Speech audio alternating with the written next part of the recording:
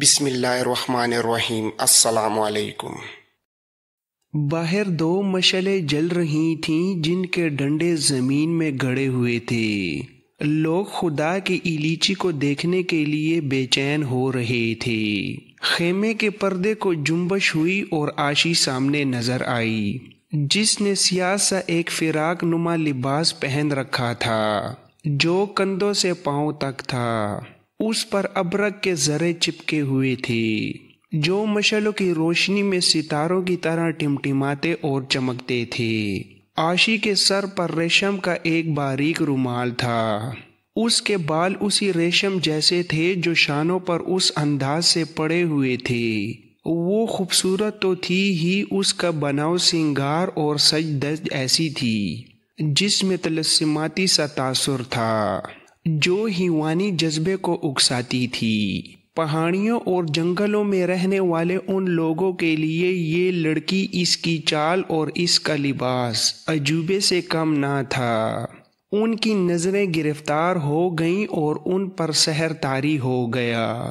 عاشی کے ایک ہاتھ میں گز ڈیڑھ لمبے اور اس سے آدھے چوڑے قالین کا ایک ٹکڑا تھا جو اس نے دونوں مشعلوں کے درمیان بچھا دیا۔ اس نے دونوں بازو پھیلائے اور آسمان کی طرف دیکھا۔ خیمے کا پردہ ہٹا اور عمر درویش مستانہ چال چلتا قالین پر کھڑا ہو گیا۔ اس نے بھی عاشی کی طرح بازو دائیں بائیں پھیلائے، آسمان کی طرف دیکھا اور کچھ بڑبڑانے لگا۔ اے خدا کی برگزیدہ ہستی جس کا احترام ہم سب پر فرض ہے، ہم تیرے حضور حاضر ہوئے ہیں۔ یہ ان تین آدمیوں میں سے ایک تھا جن کا ذکر پہلے آ چکا ہے۔ اس نے کہا، تیری دن کی باتیں ہمارے دلوں میں اتر گئی ہیں، مگر ایک شک ہے، ہمیں طور کا جلوہ دکھا جس کا تو نے وعدہ کیا تھا۔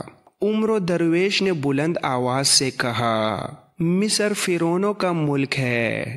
فرعون مر گئے مگر خدا نے مصر کی بادشاہی جس کو بھی دی وہ فرعون بنا۔ یہ مصر کی زمین، مصر کے پانی اور مصر کی ہوا کی تاثیر ہے۔ جو کلمہ رسول صلی اللہ علیہ وآلہ وسلم پڑھتے تھے وہ بھی فرعون بنے۔ حضرت موسیٰ علیہ السلام نے فرعونوں کی خدائی کو للکارا اور نیل کے پانی کو کاٹ کر دکھا دیا۔ اب مصر ایک بار پھر فرعونوں کے قبضے میں آ گیا ہے۔ وہاں شراب کی نہریں بہتی ہیں اور پردہ نشین کنواریوں کی عصمتوں سے کھیلا جاتا ہے۔ خدائے ذوالجلال نے ہمارے اس خطے کو یہ سعادت بخشی ہے کہ مصر کو فرعونوں سے آزاد کراؤ۔ خداوند عالم نے تمہیں کوہ طور کا جلوہ بخشا ہے۔ عمر درویش نے بازو پھیلائے اور آسمان کی طرف دیکھ کر جوشیلی آواز میں کہا، اپنے بٹکے ہوئے بندوں کو اپنا وہی نور دکھا جو تو نے موسیٰ علیہ السلام کو دکھایا تھا۔ اس نے لپک کر ایک مشعل زمین سے اکھاڑی۔ رات تاریک ہو چکی تھی۔ پہاڑ، چٹانیں اور درخت اندھیرے کی سیاہی میں روپوش تھے۔ روشنی صرف ان دو مشعلوں کے شعلوں کی تھی جس میں عمر درویش اور عاشی نظر آ رہے تھے۔ عمر درویش نے مشعل اوپر کی اور ایک سمت اشارہ کر کے کہا، ادھر دیکھو، ادھر ایک پہاڑی ہے، تم اس پہاڑی کو نہیں دیکھ سکتے، اس کا جلوہ دیکھو۔ اس نے مشعل اور زیادہ اوپر کر کے دائیں بائیں لہرائی۔ اس کے ساتھ ہی سامنے پہاڑی سے ایک شعلہ اٹھا اور ذرا سی دیر میں کم ہوتے ہوئے ختم ہو گیا۔ لوگوں کے منہ کھلے کے کھلے رہ گئے۔ حیرت زدگی نے ان کی زبانیں گونگی کر دیں۔ عمر درویش نے کہا، اگر تم نے خدا کے اس جلوے کو بھی اپنے دلوں میں نہ اتارا تو یہ شعلہ جو تم نے دیکھا ہے تمہارے اس سرسبز علاقے کو رہگذر بنا دے گا۔ میں اسے روک نہیں سکوں گا، اسے تم نے دعوت دی ہے۔ عمر درویش اپنے خیمے میں چلا گیا۔ عاشی نے لوگوں کو اشارہ کیا کہ وہ چلے جائیں۔ لوگ وہاں سے جانے لگے تو ایک دوسرے کے ساتھ باتیں کرتے ہوئے بھی گھبرا رہے تھے۔ ان کے دلوں میں کوئی شک نہیں رہا تھا۔ وہ جب خیمے سے دور نکل گئے تو ایک آدمی جو ان کے ساتھ تھا دوڑ کر آگے ہوا اور سب کی طرف منہ کر کے رک گیا۔ وہ ایک گاؤں کی مسجد کا پیش امام تھا۔ امام نے بازو پھیلا کر کہا، سب رک گئے تو اس نے کہا، ذرا رک جاؤ، اپنے ایمان کو قابو میں رکھو۔ مسلمانوں، یہ جادوگری ہے، جو تم دیکھ آئے ہو یہ شعبدہ بازی ہے۔ رسول صلی اللہ علیہ وآلہ وسلم کے بعد نہ کوئی پیغمبر آیا ہے اور نہ آئے گا۔ خدا ایسے گنہگاروں کو جلوے اور نور نہیں دکھایا کرتا جو اپنے ساتھ بے حیا لڑکیاں لیے پھرتے ہیں۔ ایک آدمی نے کہا، یہ لڑکی نہیں جن ہے۔ امام نے کہا، جنات انسانوں کے روپ میں نہیں آ سکتے، جنات کسی انسان کے غلام نہیں ہو سکتے۔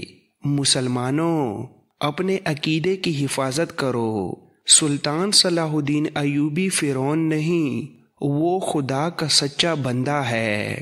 اس نے پیغمبری کا دعویٰ نہیں کیا، وہ تمہارے مذہب کا پاسبان اور صلیب کا دشمن ہے۔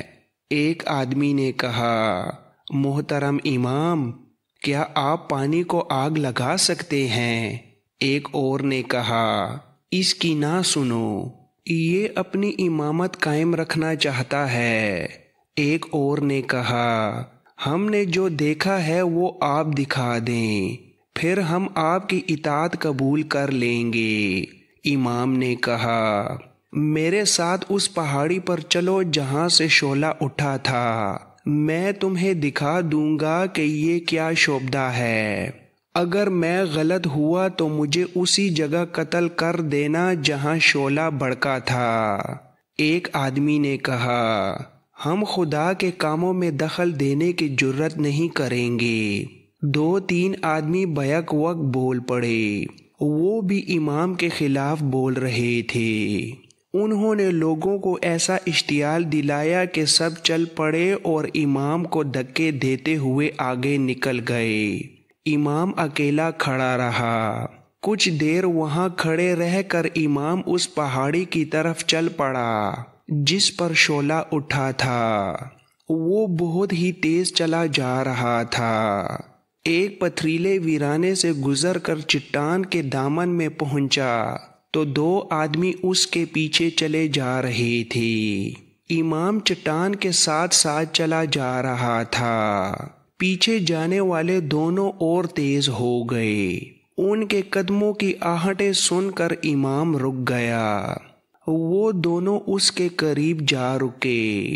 ان کے چہرے کپڑوں میں چھپے ہوئے تھے۔ امام نے ان سے پوچھا کہ وہ کون ہیں، پر انہوں نے کوئی جواب نہ دیا۔ ان میں سے ایک امام کے پیچھے چلا گیا۔ امام اس کی طرف مڑا تو دوسرے نے امام کی گردن کے گرد اپنا بازو لپیٹ لیا۔ امام نے کمر بند سے خنجر نکالا، مگر اس کا خنجر والا ہاتھ ایک آدمی کے ہاتھ کے شکنجے میں آ گیا۔ اس کی گردن دوسرے آدمی کے بازو کے شکنجے میں تھی، جو اتنا تنگ اور سخت ہو گیا تھا کہ اس کا سانس رک رہا تھا۔ اس نے آزاد ہونے کی آخری کوشش کی اور وہ پوری طاقت سے اچھلا۔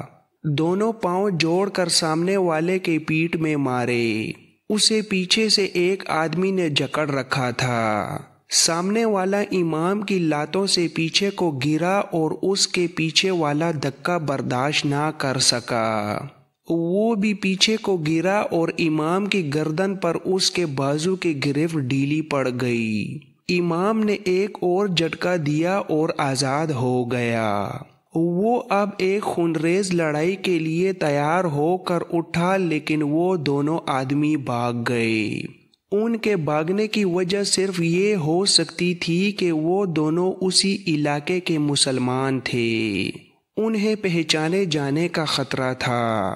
امام نے انہیں پکارا اور للکارا، لیکن وہ غائب ہو گئے تھے۔ امام نے آگے جانا مناسب نہ سمجھا اور وہیں سے واپس چلا گیا۔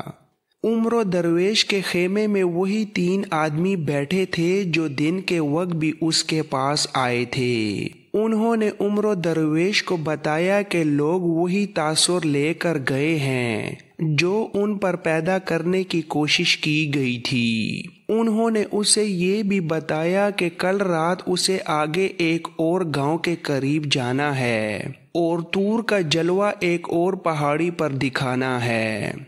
ये कहकर तीनों चले गए। आशी उम्र दरवेश के साथ अकेली रह गई।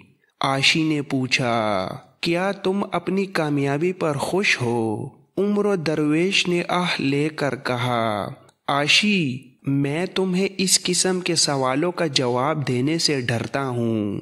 आशी ने कहा, क्या तुम ये चाहते हो कि मैं सलीबियों और सूडानियों के हाथों में खिलौना बनी रहूं? तुमने मेरे अंदर ईमान बेदार किया है और अब तुम मुझ पर एतबार नहीं करते। उम्र दरवेश ने कहा, मैं एतबार तुम्हारे अमल पर करूँगा, तुम्हारे अल्फाज पर नहीं।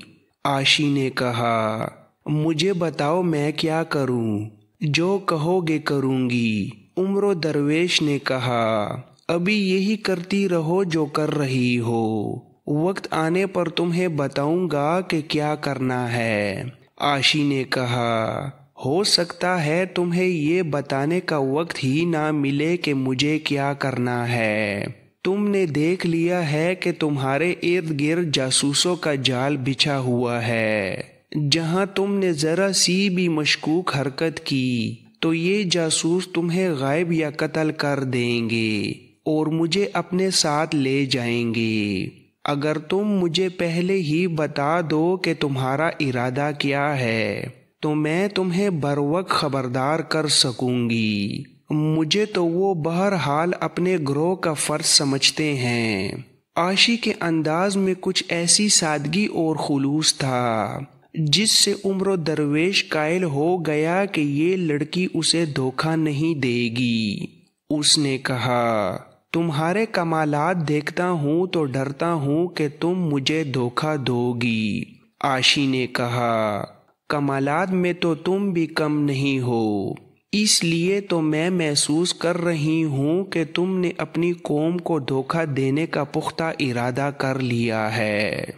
उम्र दरवेश ने कहा, मैं तुम्हें अपना इरादा बता देता हूँ और ये भी बता देता हूँ कि तुमने अपना वादा पूरा ना किया और मुझे फरेब दिया तो तुम जिंदा नहीं रहोगी। मैं कत्ल हो जाने से नहीं डरता और कत्ल करने से भी नहीं डरूंगा। मैंने रास्ते में तुम्हें बता दिया था कि मैं किसी और मकसद के लिए जा रहा हूँ। मुझे उम्मीद थी कि यहाँ अपने इलाके में आकर अपने खुफिया मकसद में आसानी से कामयाब हो जाऊंगा, मगर यहाँ आकर देखा है कि सूडानियों ने मुझे जासूसों के घेरे में ले रखा है। मुझे दूसरा गम ये हो रहा है कि मैंने अपनी कौम की पीठ में खंजर उतार दिया है। मैं अपने असल मकसद की खातिर अपने आप को पोशीदा रख रहा हूँ, मगर मेरी कारस्तानी जिसे तुम मेरा कमाल कहती हो, मेरी कौम के मजहबी अकीदे को जहर की तरह मार रही है। मैंने अगर ये स्वांग जारी रखा तो ये मुसलमान सूडानियों की गुलामी की जंजीरों में बंध जाएंगे और इनका कौमी वकार हमेशा के लिए ख़त्म हो जाएगा। आशी ने पूछा, तुम क्या करना चाहते हो? उम्र दरवेश ने कहा, मैं इसहाक के गांव तक पहुंचना चाहता हूँ। तुम इसहाक को जानती हो ना? वही कमांडार जो जंगी कैदी की हैसियत से कैदखाने में पड़ा है। उसे अपने रंग में रंगने के लिए तुम्हें भी एक रात उसके पास भेजा गया था। आशी ने कहा, उस शख्स को तो मैं सारी उम्र नहीं भूल सकूंगी। उसकी भी इतनी ही मुरीद हूँ जितनी तुम्हारी हूँ। उम्र दरवेश ने कहा, मैं उसके घर तक पहुँचना चाहता हूँ, फिर मैं अपने गांव जाने का इरादा रखता हूँ।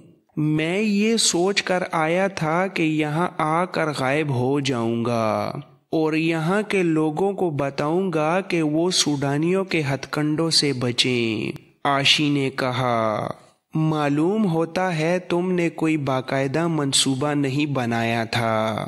ہمیں جس کام کے لیے بھیجا جاتا ہے اس کا ہمیں بڑا واضح منصوبہ دیا جاتا ہے۔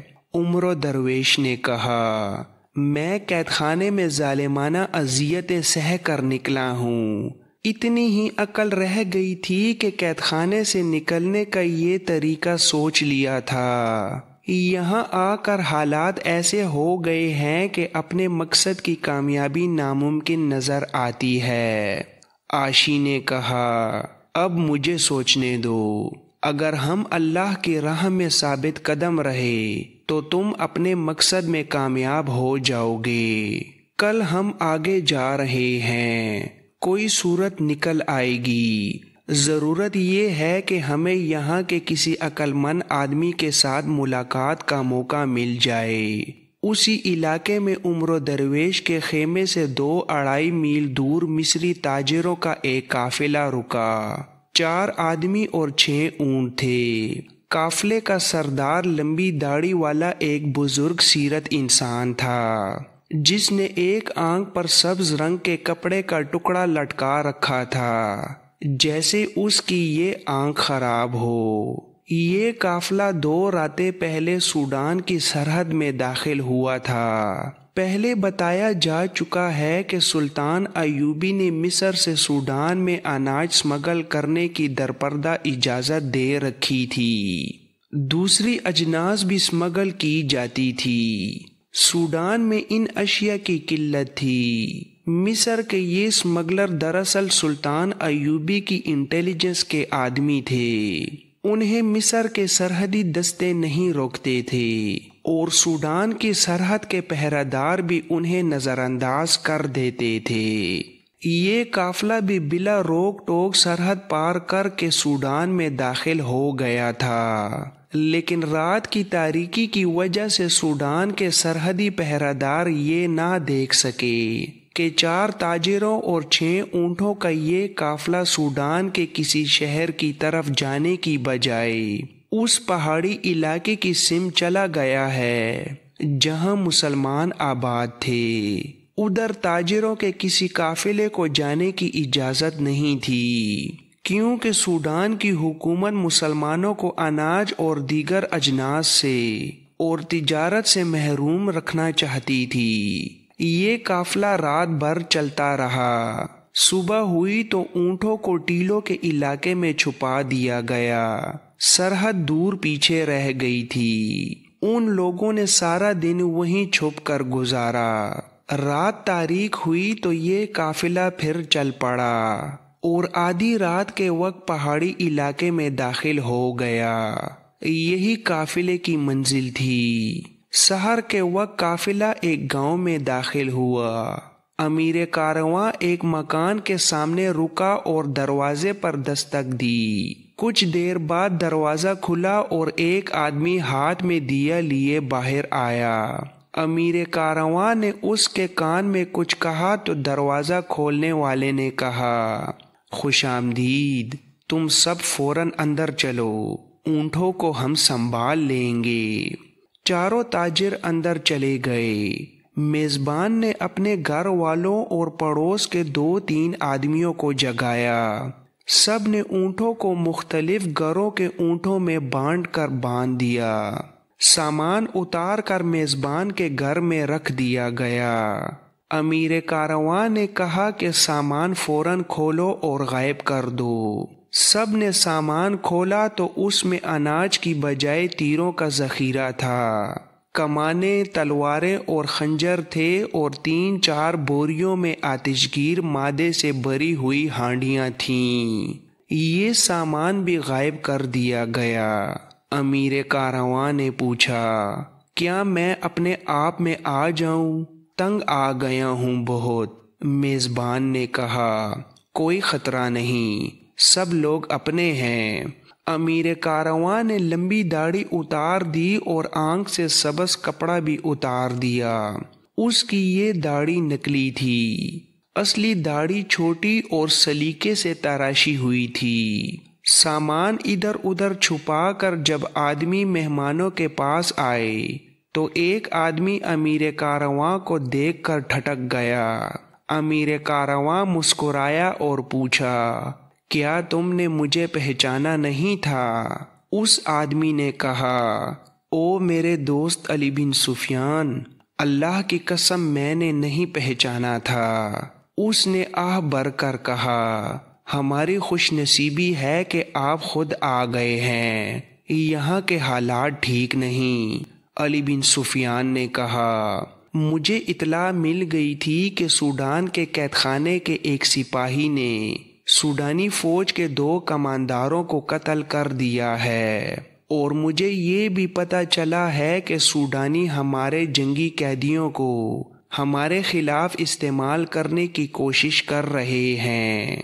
لمبی داڑھی، آنکھ پر سبز پٹی اور تاجروں کے چوغے کے روپ میں سلطان صلاح الدین ایوبی کا ماہر جاسوس اور سراغ رساں علی بن سفیان تھا، جو یہاں کے حالات کا جائزہ لینے آیا تھا۔ اسے جاسوسوں نے قاہرہ جا کر جو خبریں دی تھیں وہ ان کی روشنی میں باتیں کر رہا تھا، اور وہ جس گھر میں بیٹھا تھا وہ اس کے بھیجے ہوئے جاسوسوں کا مرکز تھا۔ اس کا میزبان سوڈانی باشندہ تھا، اور یہ سب لوگ سلطان ایوبی کے پرستار تھے۔